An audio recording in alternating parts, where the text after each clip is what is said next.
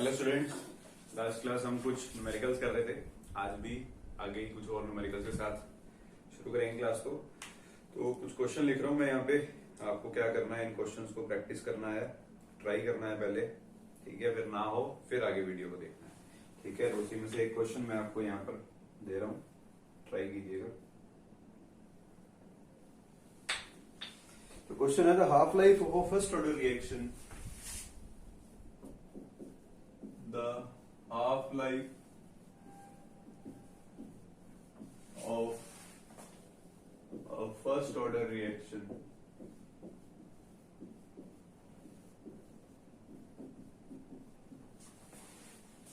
is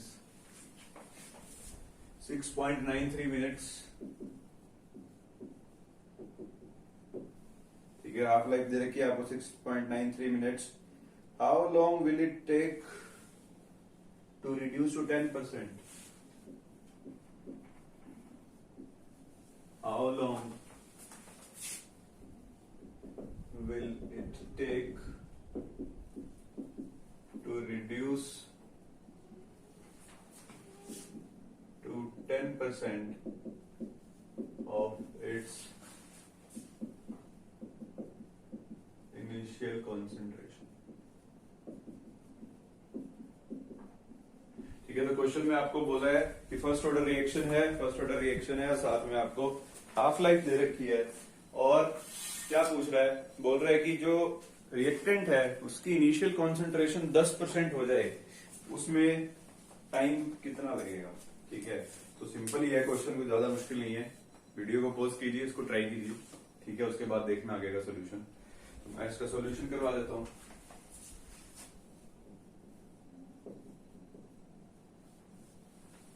देखो, सबसे पहली चीज, कौन सा ऑर्डर है, फर्स्ट ऑर्डर रिएक्शन है, हाफ लाइफ दे रखी है 6.93 मिनट्स। तो एक चीज हमें यहां पर गिवन है, क्या, half life which is 6.93 minutes. ठीक है, और आपसे क्या पूछ रहा है, कह रहा है how long will it take to reduce to 10% of its initial concentration. यानी कि जो भी इनिशियल कॉन्सेंट्रेशन है वो 10% बची हो, उसमें टाइम कितना लगेगा। तो 10% बची हो का मतलब क्या है कि जो ये आप एक्सप्रेशन यूज करते हो फर्स्ट ऑर्डर के लिए, 2.303 by T log C0 by C. इसमें जो C होगा, C क्या है, आपको क्या बोल रहे हैं कि जब 10% बच जाए C of its initial concentration, यानी कि 10% ऑफ C 0 हो जाएगा C। ठीक है, तो C की वैल्यू हमें मालूम है, C0 को एज इट इज रखेंगे तो C0 से C0 कैंसिल हो जाएगा। ये टी हमें निकालना है, ये टी निकालने के लिए हमें ये के के बारे में पता होना चाहिए। तो सबसे पहले आपको क्या करना होगा, रेट कांस्टेंट कैलकुलेट करना होगा। तो रेट कांस्टेंट कैलकुलेट करने के लिए आपको गिवन क्या है, हाफ लाइफ गिवन है, ठीक है, विच इज 6.93 मिनट्स। अब हाफ लाइफ आपको दे रखी है, के निकालना है। हाफ लाइफ और के में क्या रिलेशन होता है for first order reaction, T half life is equal to 0.693 by K, पढ़ा हुआ है हमने, ठीक है। तो के को इधर ले आइए, और टी हाफ क्या है यहाँ पर 6.93, क्या बन जाएगा 0.693 बाय में 6.93, और ये बन जाएगा आपका 0.1 मिनट इनवर्स। बोलो, बात समझ में आ गई। हाफ लाइफ आपको अगर दे रखी हो फर्स्ट ऑर्डर रिएक्शन के लिए, तो वहां से आप सिंपली अपना रेट कांस्टेंट कैलकुलेट कर सकते हो, ठीक है। अब उसके बाद हमने रेट कांस्टेंट निकाल लिया, तो बस इसको यहाँ पे पुट कर दीजिए। रेट कांस्टेंट के हमने निकाल लिया 0.1, which will equal to 2.303 by T log C0। C किसके इक्वल है, 10% ऑफ C0 के। 10% ऑफ C0 का मतलब क्या है, 10 बाय 100 इंटू में C0। C0 से C0 कैंसिल हो जाएगा, और 10 बाय 100 नीचे है तो ऊपर लेकर के आओगे तो क्या बन जाएगा, ये 100 बाय 10। ठीक है, 100 बाय 10, या 0 से 0 कैंसल, इस टी को इधर ले जाओ, 0.1 को इधर ले आओ, और ये log 10 क्या होता है, 1। ठीक है, 2.303 बाय 0.1 क्या आ जाएगा आंसर, 23.03 मिनट्स। ये हो जाएगा आपका टाइम, यानी कि 23 मिनट के बाद जो आपकी कॉन्सेंट्रेशन है, इनिशियल कॉन्सेंट्रेशन, वो रिड्यूस होकर के कितनी हो जाएगी, 10% हो जाएगी। ठीक है, आई होप आपने क्वेश्चन कर लिया होगा अपने आप से, ज्यादा मुश्किल नहीं था। ठीक है, सिंपल क्वेश्चन था। तो आइए नेक्स्ट क्वेश्चन पे चलते हैं। तो इसमें आपको सिंपल बस एक ये फॉर्मूला याद होने चाहिए कि हाफ लाइफ का जो फॉर्मूला होता है, हाफ लाइफ अगर आपको दे रखी हो तो रेट कांस्टेंट आप सिंपली इस फॉर्मूले से निकाल सकते हो, और यहाँ पर हमने के भर दिया। बस इसमें जो आपको ये चीज है ना परसेंटेज वाली, इसको बड़ा ध्यान से करना होता है। कई बार तो आपको बोलता है कि 10% रिएक्ट कर चुकी है, 10% रिएक्ट कर चुकी है, तो वहां पर तो मैंने आपको एक फॉर्मूला बताया था A/A-X वाला, ठीक है। क्यों वो वाला फॉर्मूला हमने यूज किया था? क्योंकि हमें जो है रिएक्टेंट की बची हुई कॉन्सेंट्रेशन चाहिए होती है। अब इस क्वेश्चन में आपको सीधा बोल रहा है कि how long will it take to reduce to 10% of its initial concentration, यानी कि रिएक्टेंट की कॉन्सेंट्रेशन 10% बच जाए, उसमें टाइम कितना लगेगा, ठीक है। तो इस तरीके के जो न्यूमेरिकल्स आते हैं परसेंटेज वाले, इसमें आपको कंफ्यूज नहीं होना है। आप बेसिक पर अपना फोकस रखिए कि जो रिएक्टेंट है उसकी कॉन्सेंट्रेशन बची कितनी होगी, उसके बारे में वो हमेशा बात करता है, वही हमें यूज करनी होती है। तो यहाँ पर साफ ही बोल दिया इसने कि इनिशियल कॉन्सेंट्रेशन 10% जब बच जाएगी, उसमें टाइम कितना लगेगा, ठीक है। तो वो हमने सीधा 10% यूज कर लिया। अगर बोल देता कि 10% रिएक्शन कंप्लीट होने में कितनी देर लगेगी, तो वहां पर हम इसको 90% लेते हैं, ठीक है। तो ये क्वेश्चन हो जाएगा। नेक्स्ट क्वेश्चन हम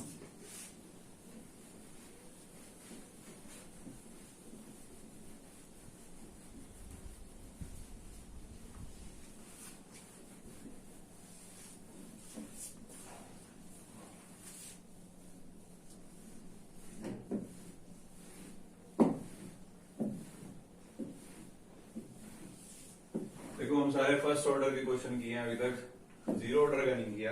भाई एक क्वेश्चन हम जीरो ऑर्डर रिएक्शन का भी कर लेते हैं। क्वेश्चन है आपके पास, a certain substance A is mixed with equivalent quantity of B at the end of an hour.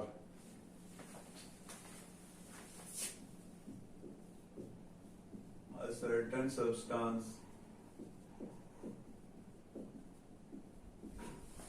A is mixed with equimolar quantity of B at the end of an hour.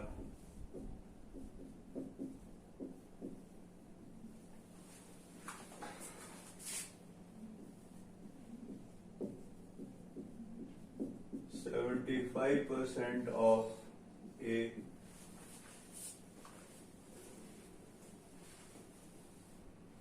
is reacted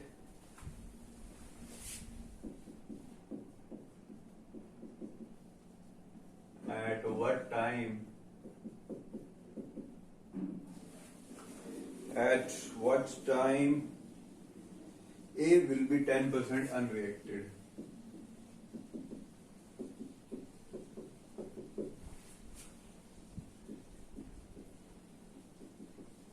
ठीक है जी। तो question है आपके पास, a certain substance A is mixed with equimolar quantity of B at the end of an hour. 75% of A is reacted at what time? A will be 10% unreacted and the order is 0. ठीक है, zero order reaction है। क्या बोल रहा है? कह रहा है कि 1 घंटे के बाद जो A है 75% ऑफ A इज रिएक्टेड, 1 घंटे के बाद 75% A जो है वो रिएक्ट कर जाता है, और आपसे पूछ रहा है कि 10% वो अनरिएक्टेड हो, A जो है वो 10% अनरिएक्टेड हो, उसमें टाइम कितना लगेगा। तो वीडियो को पॉज कीजिए, अपना दिमाग चलाइए और इस क्वेश्चन को सोल्व करने की कोशिश कीजिए, ठीक है। उसके बाद देखिएगा इसका सोल्यूशन। तो देखिए सबसे पहली चीज आपको क्या बोल रहा है, देखो आपको ये परसेंटेज वाले क्वेश्चन में थोड़ा सा दिमाग लगाना पड़ेगा। तो जो बेसिक है वो मैंने आपको बता ही दिया था कि आपको बेसिकली लेना क्या होता है कि ए की कॉन्सेंट्रेशन कितनी बची है, उसके बारे में हमने बात करनी है हमेशा। यानी कि जो रिएक्टेंट है उसकी कॉन्सेंट्रेशन कितनी बची है उस टाइम पे, हमेशा उसी से डील करना है। और उससे पहले जो हमने जीरो ऑर्डर के लिए फॉर्मूला पढ़ा था रेट कांस्टेंट का, वो क्या था? K is equal to C0 minus C by T, in which C0 is the initial concentration and C is the concentration at time T। और ये concentration किसकी होती है हमेशा, और हमेशा किसकी होती है? रिएक्टेंट की होती है, ठीक है। तो यहाँ पर देखो सबसे पहले तो आपको बोल रहे हैं कि eight the end of an hour 75% of A is reacted, और आपसे पूछ रहा है कि 10% अनरिएक्टेड हो, उसमें टाइम कितना लगेगा। तो 10% अनरिएक्टेड में टाइम कितना लगेगा, अगर टाइम निकालना तो उसके लिए K पता होना चाहिए। ठीक है, तो पहले हम इसमें रेट कांस्टेंट कैलकुलेट करेंगे और आपको बोल रहा है at the end of our 1 घंटे के बाद 75% ए जो है वो रिएक्ट कर जाता है। अब देखो ए और बी यहाँ पर दो रिएक्टेंट थे जो दोनों मिल करके क्या कर रहे हैं, यहाँ पर प्रोडक्ट बना रहे हैं। अब आपको क्या बोल रहा है, कह रहे हैं कि 1 घंटे के बाद ए जो है वो 75% रिएक्ट कर जाता है। अगर ये 75% रिएक्ट कर गया, यानी कि ए की जितनी भी कॉन्सेंट्रेशन आपने ली थी इनिशियल कॉन्सेंट्रेशन, अगर वो 75% रिएक्ट करेगी, उसका मतलब क्या है कि 75% जो कंसेंट्रेशन है वो कन्वर्ट होगी इसमें प्रोडक्ट में। तो 75% अगर रिएक्ट करेगी तो 1 घंटे के बाद बची कितनी होगी, 25%। और इसी के साथ ही हमें डील करनी होती है, यानी कि 1 घंटे के बाद जो ए होगा आपका वो 25% of the initial concentration present होगा।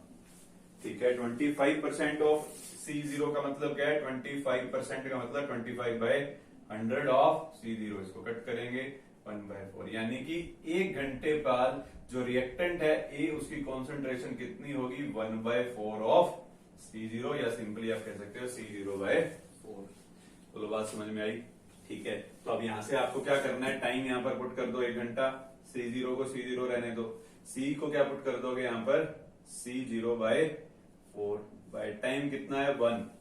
इसको आर में रहने दोगे तो आर में आंसर आ जाएगा, चाहो तो मिनट्स में कन्वर्ट कर सकते हो, तो आर में रहने देते हैं, ज्यादा इजीली हो जाएगी थोड़ी कैलकुलेशन।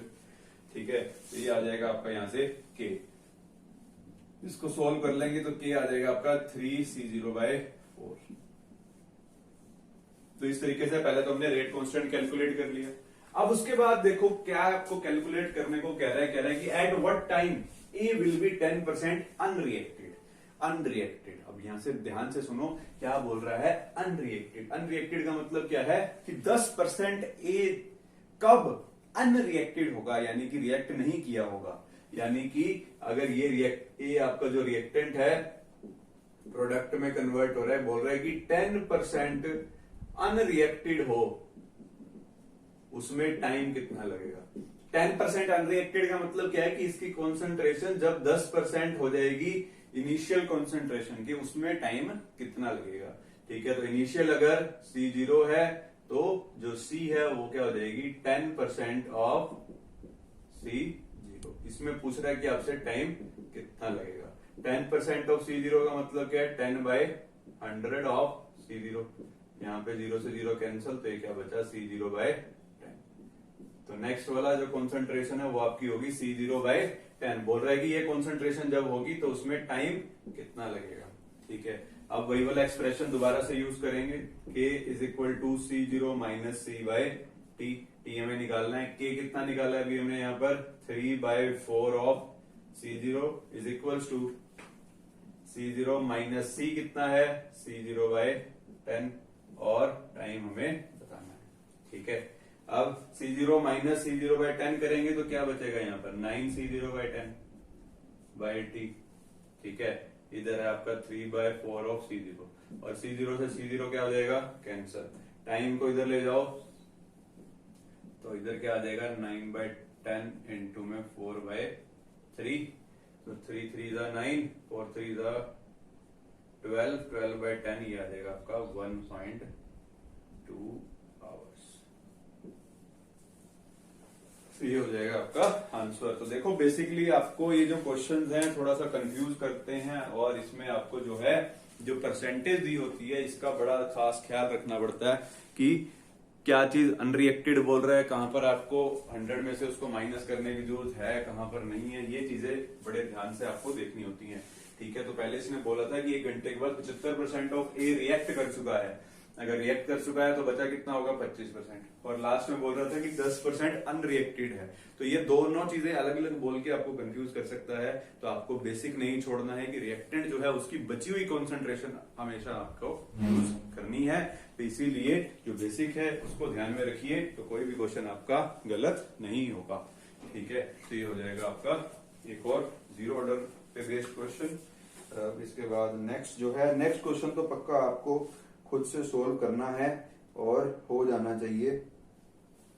ये क्वेश्चन दे रहा हूं,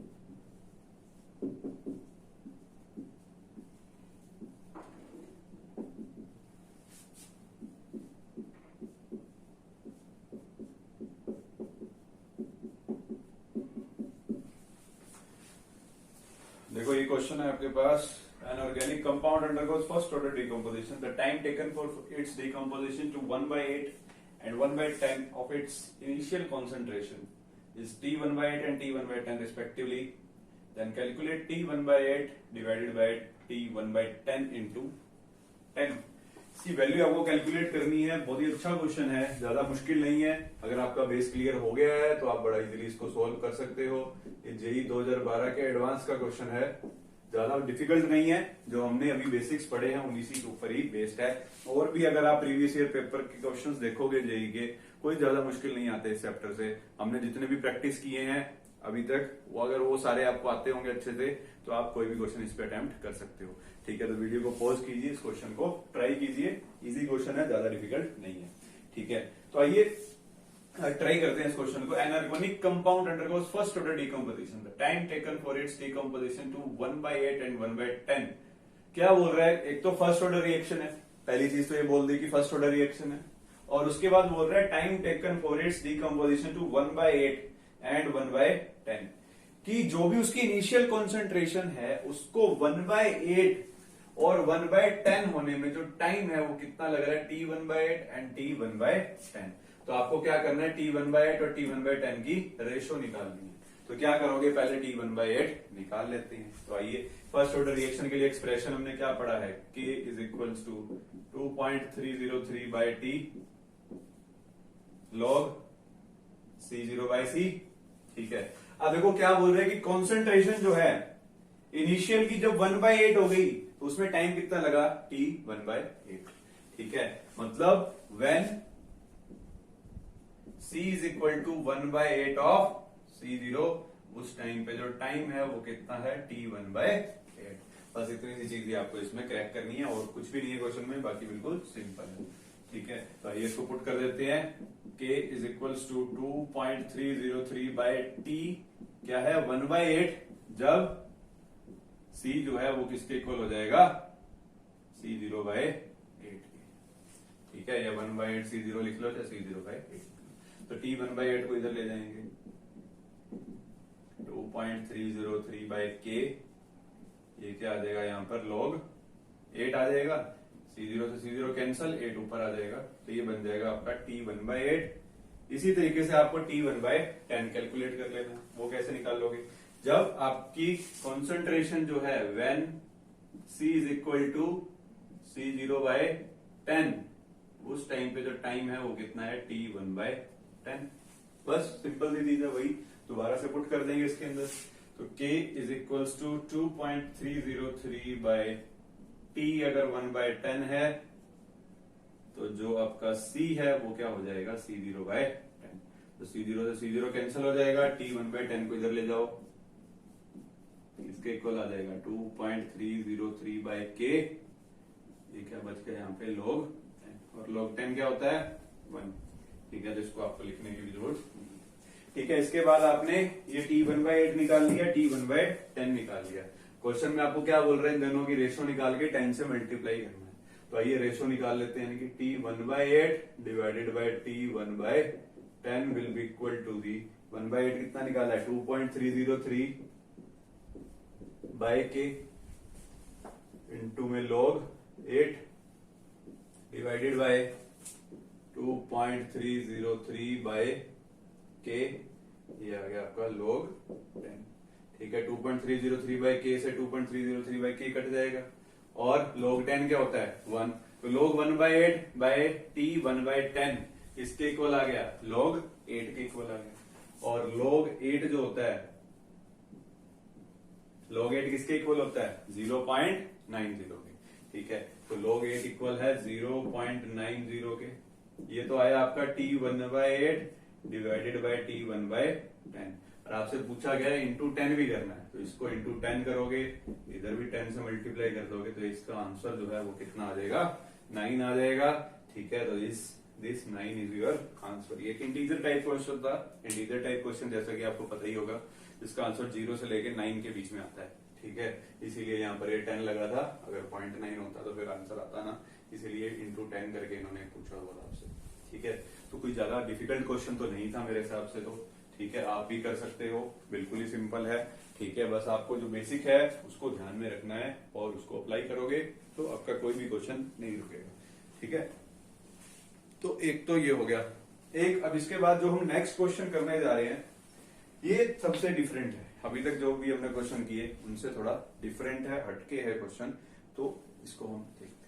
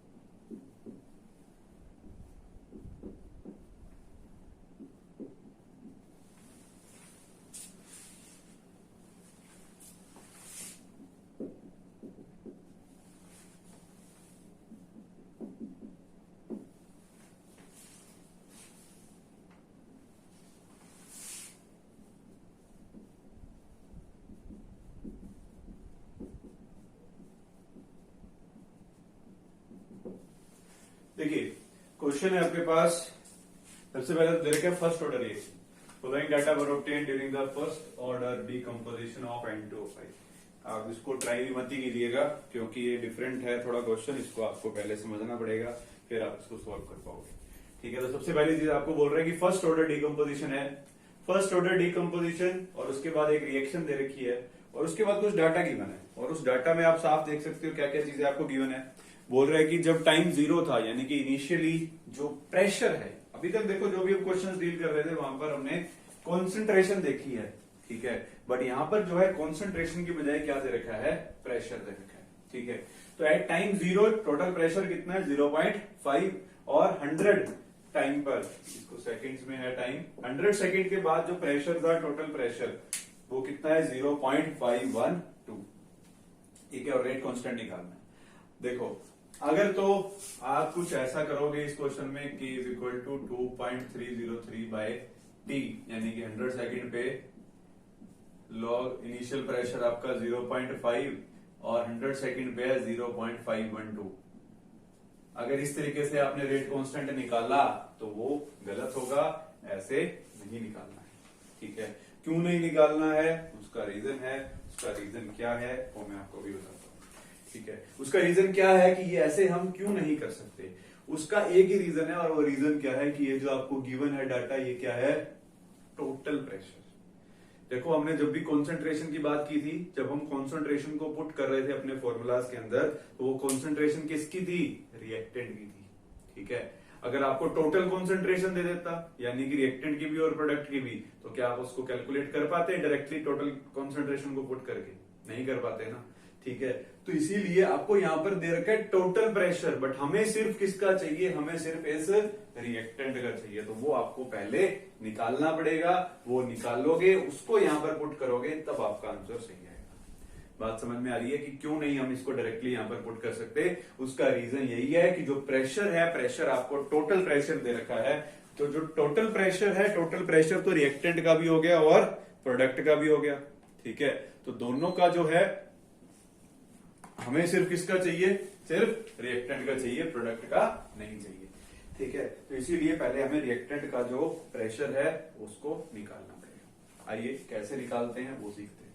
देखो आपको जो है ये इक्वेशन दे रखी है, N2O5 gives out 2 times N2O4 plus O2। देखो जब टाइम जीरो है, व्हेन टाइम जीरो, उस टाइम पर जो टोटल प्रेशर बोल रहा है 0.5 बोल रहा है। तो टाइम जब जीरो होता है, उस टाइम पे जो आपके रिएक्टेंट है, सिर्फ रिएक्टेंट ही होंगे, प्रोडक्ट तो होंगे नहीं। ठीक है, तो ये जो टोटल प्रेशर है 0.5, ये सिर्फ और सिर्फ किसकी वजह से होगा? आपके रिएक्टेंट की वजह से होगा। उस टाइम प्रोडक्ट की वजह से कोई भी प्रेशर नहीं होगा। ठीक है, इस चीज को समझ लीजिए कि टाइम जब जीरो है, उस टाइम पर सिर्फ रिएक्टेंट ही प्रेजेंट होता है, प्रोडक्ट तो होता ही नहीं है। तो इसीलिए जो टोटल प्रेशर लिखा है वो सिर्फ किसकी वजह से होगा? आपके रिएक्टेंट की वजह से होगा। और जब टाइम है 100 सेकेंड, 100 सेकेंड के बाद टोटल प्रेशर बोल रहा है आपको 0.512। ठीक है, अब 100 सेकेंड के बाद कुछ रिएक्टेंट जो है वो प्रोडक्ट के अंदर कन्वर्ट हो चुका होगा। ठीक है, तो रिएक्टेंट कुछ प्रोडक्ट के अंदर कन्वर्ट होगा, तो क्या होगा? कुछ प्रेशर तो रिएक्टेंट की वजह से होगा, कुछ प्रेशर जो है वो प्रोडक्ट की वजह से भी होगा। ठीक है, तो आइए कैसे निकालते हैं सीखें। देखो ये था आपका initial pressure of this reactant. कुछ टाइम के बाद मान लो इसका पी प्रेशर जो है वो कम हो गया, और इसके आगे जो स्टोइकोमेट्रिक कोएफिशिएंट है वो 2 लगा है, इसलिए हम क्या बोलेंगे? इसका 2p प्रेशर जो है वो कम हो गया। ठीक है, और N2O4 जो है इसके आगे भी 2 लगा है, तो इसका 2p प्रेशर बढ़ गया और ऑक्सीजन का भी p प्रेशर बढ़ गया। ठीक है, तो अगर ये स्टोइकोमेट्रिक कोएफिशिएंट सबके 1-1 होते, तब तो आप सीधा बोल सकते थे 0.5 माइनस p, यहाँ पे p, यहाँ पे p। बट जो स्टोइकोमेट्रिक कोएफिशिएंट होता है उसको भी हमेशा आगे लगाना है। ठीक है, इस चीज को ध्यान रखिएगा। तो 100 सेकेंड के बाद इसका N2O5 का 2p प्रेशर कम हो जाएगा और N2O4 का 2p प्रेशर बढ़ जाएगा और ऑक्सीजन का भी p प्रेशर बढ़ जाएगा। तो 100 सेकेंड के बाद जो टोटल प्रेशर होगा, वो टोटल प्रेशर इस N2O5 के, इसकी वजह से भी होगा, इसकी वजह से भी होगा और इसकी वजह से भी होगा। बट हमें सिर्फ किसका चाहिए? हमें सिर्फ चाहिए ये, यानी कि रिएक्टेंट का प्रेशर चाहिए, यानी कि जितना ये कम हो गया है, बस ये अगर मेरे को पी पता चल जाए तो इसमें पूरे की वैल्यू निकाल सकता हूं। ठीक है, तो इसको मैं इक्वल कर रहा हूं यहाँ पे पी टी के, यानी कि 100 सेकेंड के बाद जो आपका प्रेशर है रिएक्टेंट का, वो हमें निकालना है। ठीक है, वो निकालना है और उसी को यहाँ पे पुट करना है। तो यहाँ पर 0.512 हम पुट नहीं करेंगे, हम क्या पुट करेंगे? 0.5 माइनस 2p, यहाँ पे p की वैल्यू पुट करके ये जो पूरा एक्सप्रेशन बनेगा वो होगा आपका pt, और उसको उठा करके हम यहाँ पे पुट करेंगे। ठीक है, अब ये निकालने के लिए आपको पहले ये p पता होना चाहिए। p कैसे निकालेंगे? देखो आपको जो क्वेश्चन है उसमें दे रखा है 100 सेकेंड के बाद जो टोटल प्रेशर है वो कितना है? 0.512। तो टोटल प्रेशर जो है वो किसकी वजह से होगा? P टोटल जो है वो किसकी वजह से होगा? P of N2O5 plus P of N2O4 plus pressure of oxygen, इन तीनों की वजह से होगा टोटल प्रेशर। तो एट 100 सेकेंड्स जो N2O5 है उसका प्रेशर कितना है? यहां पर आप देख सकते हो 0.5 माइनस 2p प्लस N2O4 का कितना है? 2p, और PO2 का प्रेशर कितना है? P। ठीक है, और P टोटल आपको क्वेश्चन में दे रखा है 0.512, इसको यहाँ पे आप पुट कर देंगे 0.512। ठीक है, तो यहाँ पे प्लस 2p से माइनस 2p कैंसिल हो जाएगा। ठीक है। और इस P की वैल्यू आप यहां से कैलकुलेट कर सकते हो। तो 0.512 minus 0.5 will be equal to P। तो ये आ जाएगा आपका 0.012। तो ये आ जाएगी आपकी P की वैल्यू, ठीक है। अब इस P की वैल्यू आ गई तो आप ये PT भी निकाल सकते हो। तो PT निकालिए, PT जो है will equal to 0.5 minus 2 into में P था, P की वैल्यू है 0.012। तो सोल्व कर लीजिए, इसको इससे मल्टीप्लाई करेंगे तो क्या आएगा 0.024, ठीक है। और इसमें से माइनस कर दोगे तो आ जाएगा आपके पास 0.476, ठीक है। ये हो जाएगा आपका PT।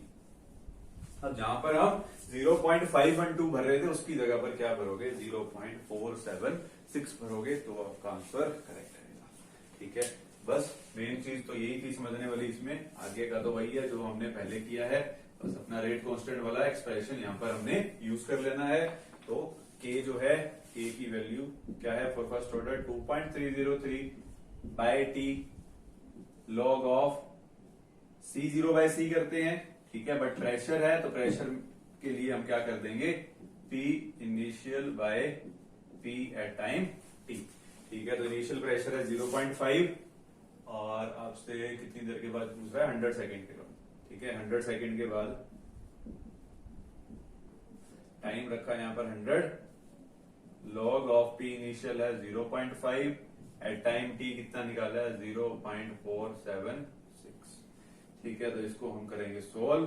तो सोल्व करने के बाद जो आपका आंसर आ जाएगा 4.98 इंटू 10⁻⁴ सेकेंड।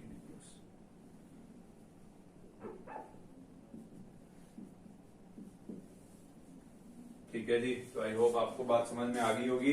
तो एक बार इसको फिर से देख लीजिए कि जब भी आपको प्रेशर के टर्म में क्वेश्चन मिलता है तो प्रेशर की टर्म्स में जो क्वेश्चन है उसको आपको डायरेक्टली यहाँ पर आप P इनिशियल और P फाइनल मान करके इसको यहाँ पर पुट नहीं कर सकते हो। उसके लिए आपको निकालना पड़ेगा। क्यों निकालना पड़ता है? क्योंकि जो प्रेशर आपको दिया होता है टोटल प्रेशर दिया होता है, बट हमें सिर्फ किसका चाहिए होता है, रिएक्टेंट का चाहिए होता है। तो रिएक्टेंट का प्रेशर पहले हमें निकालना पड़ेगा। तो ये था आपका इनिशियल एट टाइम 0 जो टोटल प्रेशर होगा सिर्फ रिएक्टेंट की वजह से होगा, प्रोडक्ट की वजह से नहीं होगा, तो उसको हमने 0 कर दिया। एट 100 सेकेंड इसका प्रेशर कम हो जाएगा, 0.5 माइनस P कम हो जाएगा, बट ये 2 क्यों लगाया? क्योंकि इसका स्टोइकोमेट्रिक कोएफिशिएंट 2 है। तो 0.5 माइनस 2P इसका कम हो जाएगा, इसका 2P बढ़ जाएगा और इसका P बढ़ जाएगा, ठीक है। तो P टोटल जो है, टोटल प्रेशर किसकी वजह से होगा? इसकी वजह से, इसकी वजह से और इसकी वजह से। उन तीनों को हमने यहाँ पर पुट करा, इन तीनों का प्रेशर इतना इतना है, उसको यहाँ पर हमने पुट कर दिया। उसके बाद P निकाल लिया, P निकाला, P को यहाँ पर पुट किया तो PT निकाल लिया, और उसके बाद उसको हमने अपने क्वेश्चन के अंदर जो एक्सप्रेशन था रेट कांस्टेंट का उसमें पुट कर दिया और अपना आंसर निकाल दिया, ठीक है। तो इस तरीके से हो जाएगा प्रेशर वाला क्वेश्चन। तो आज के लिए इतना ही, बाकी हम कल करेंगे।